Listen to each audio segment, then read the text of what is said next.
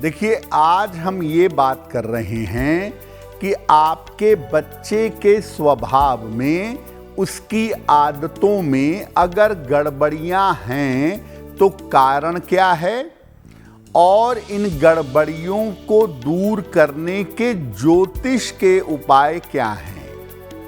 सबसे पहले ये जानते हैं कि किसी भी बच्चे का जो स्वभाव है उस पर किन ग्रहों का प्रभाव ज्यादा होता है। देखिए, कोई भी बच्चा हो, किसी भी लग्न का हो, किसी भी राशि का हो, बच्चों के स्वास्थ्य, जीवन और स्वभाव पर सबसे ज्यादा असर होता है चंद्रमा का, लगभग उम्र के 12 वर्ष तक। इसके बाद जो टीन एज होती है, किशोरावस्था होती है, उसमें बुध का प्रभाव होता है। आम तौर पर शनि का प्रभाव 16 वर्ष तक नहीं होता।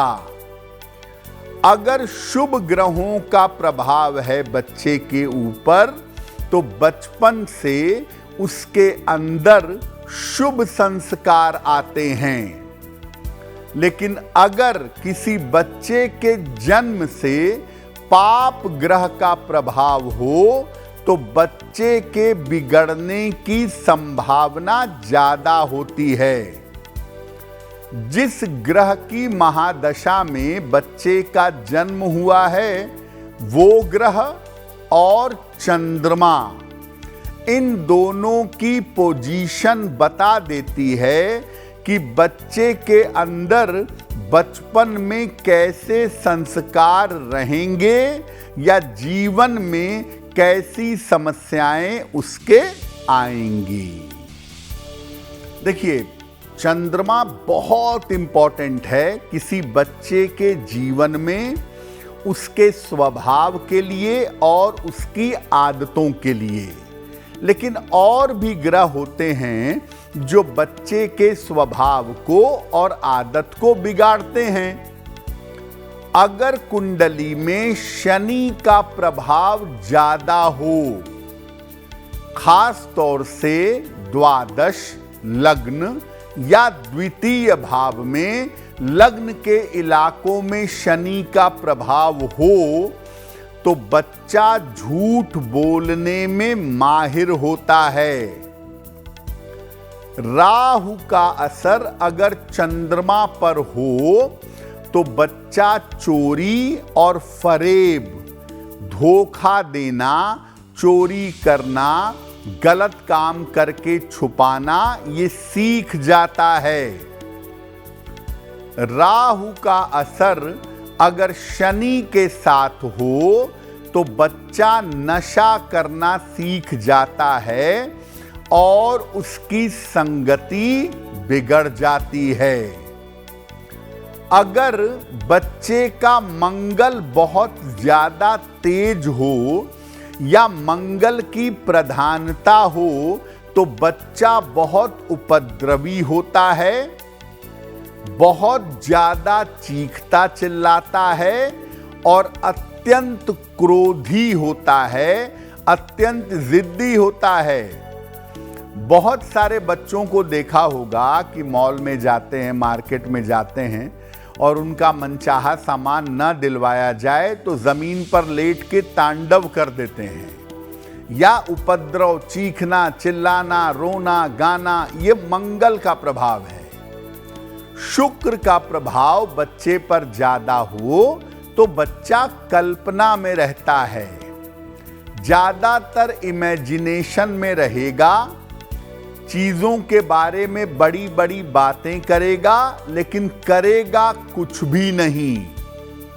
तो आप ये मान करके चलिए कि कुंडली में शनि, राहु, मंगल और उसके बाद शुक्र, इनका नकारात्मक प्रभाव बच्चे के स्वभाव को, बच्चे के व्यवहार को पूरी तरह से बिगाड़ देता है। देखिए, बच्चे पर शनि का नकारात्मक प्रभाव होगा निगेटिव इम्पैक्ट होगा और चंद्रमा भी गड़बड़ होगा तो बहुत संभावना है कि बच्चा छोटी छोटी बातों पर बिना वजह के झूठ बोलेगा। क्या उपाय करना चाहिए?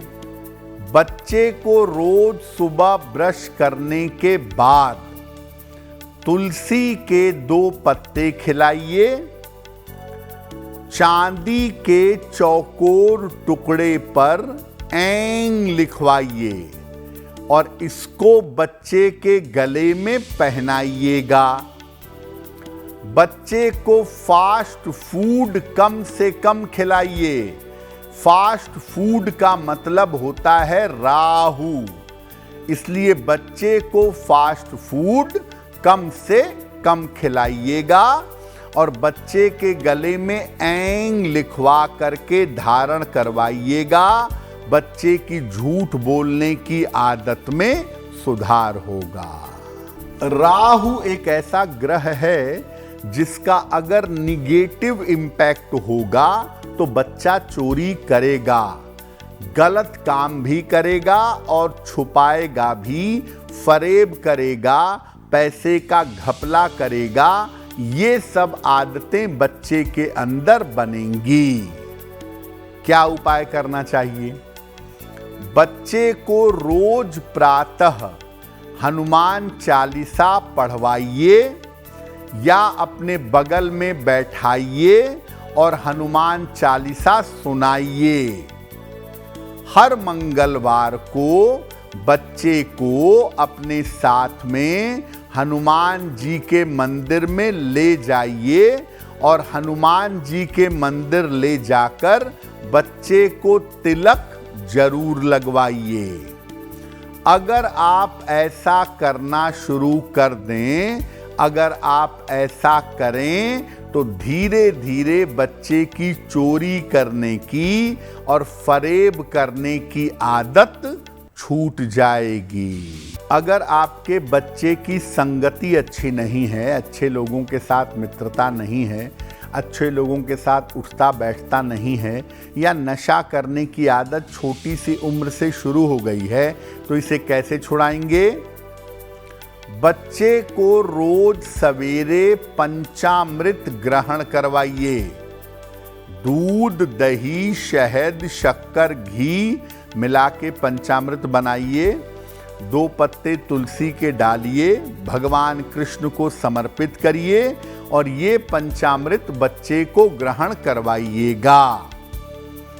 और रोज सुबह स्कूल जाने के पहले या नहाने के बाद बच्चे को बोलिए कि कम से कम 3 बार या 9 बार गायत्री मंत्र बोलना है। और बच्चे को फास्ट फूड और बासी खाना बिल्कुल मत खिलाइए। फास्ट फूड खिलाने से शरीर को जितना नुकसान होता है, मानसिक नुकसान उससे ज्यादा होता है। देखिए, मोबाइल का चस्का छोटी उम्र से लेके बड़ी उम्र तक लोगों को पकड़ चुका है भयंकर, और ये बुद्धि का डेवलपमेंट नहीं होने देता, चीज़ों को शार्प नहीं होने देता, तो बच्चा आगे चलकर मानसिक रूप से परेशान होता है। बच्चे की मोबाइल और टीवी की आदत कैसे छुड़ाएं? बच्चे के आहार पर बहुत ध्यान दें। बच्चा खाता क्या है? जो बच्चे ज़्यादा गरिष्ठ भोजन करते हैं या जो बच्चे फास्ट फूड ज़्यादा खाते हैं, उनके चस्का लगने की संभावना ज़्यादा होती है। इसलिए बच्चे के आहार पर ध्यान दें। बच्चे को दोनों समय पूजा या प्रार्थना करना सिखाएं और बच्चे को नियमित रूप से पंचामृत बना करके उसका सेवन करवाएं। माता या पिता में से कोई भी अपने बच्चे के लिए रोज सुबह और शाम ओम रांग राहवे नमः, ओम रांग राहवे नमः इस मंत्र का माता या पिता में से कोई जप करेगा। देखिए, बच्चे जो होते हैं वो अपने माता पिता को इमिटेट करते हैं। जैसे माता पिता की व्यवहार हरकतें होती हैं, बच्चा भी वैसा ही करने का प्रयास करता है। तो अगर माता पिता मोबाइल चलाएंगे तो बच्चे को भी लगेगा कि यही सही है, वो भी मोबाइल चलाएगा। अगर माता पिता किताबें पढ़ें, अच्छे विषय पर बात करें, तो बच्चे का रस उसमें पैदा होगा कि मुझे किताब पढ़नी चाहिए, मुझे अच्छी बातों को जानना चाहिए। तो बच्चे मोबाइल और टीवी के लिए जितने जिम्मेदार हैं, माता पिता भी उतने ही जिम्मेदार हैं बच्चे की इस आदत को बिगाड़ने में। अगर आप मुझसे जुड़ करके अपनी समस्याओं का समाधान चाहते हैं और चाहते हैं कि आपकी समस्याओं को ज्योतिष के माध्यम से सुलझाया जाए, तो आप हमसे संपर्क कर सकते हैं, जुड़ सकते हैं एस्ट्रो तक पर।